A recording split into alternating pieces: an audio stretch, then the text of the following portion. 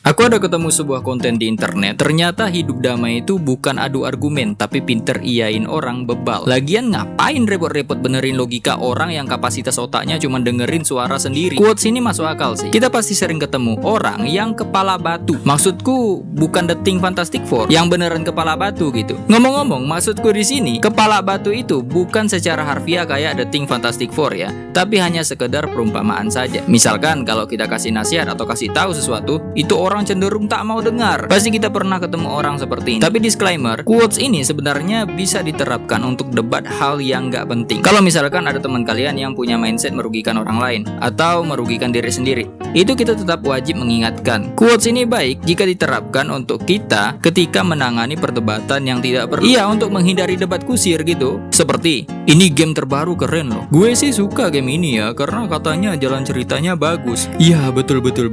Udah gede kok masih main game kayak bocil aja lu. Lihat dong gue, orang dewasa itu gak kayak kalian. Iya bang.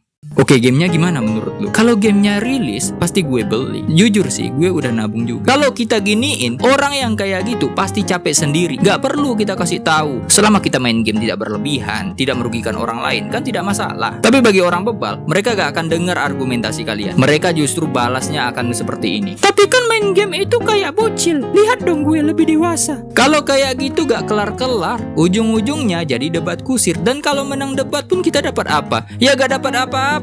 Mustahil kita menang debat kusir tiba-tiba bapak kita datang lalu ngomong, "Bapak bangga dengan kamu karena aku berprestasi di sekolah." Bukan, tapi karena kamu menang debat kusir lawan dia.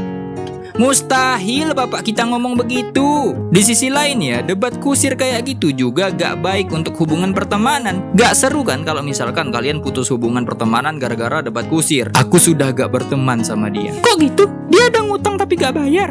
Enggak. Lalu kalian bisa putus hubungan karena apa? Karena kami berdebat. Duluan mana? Ayam atau telur? Kan gak seru kalau begini. Apalagi biasanya kalau udah debat kusir, pasti kalau kalah argumentasi langsung keluar topik tuh. Kamu kok berani-beraninya debat sama aku? Kita putus. Lah, kita kan gak pacaran. Oh iya benar. Ya udah, mau gak kamu jadi pacar aku? Mau. Oke, kita putus.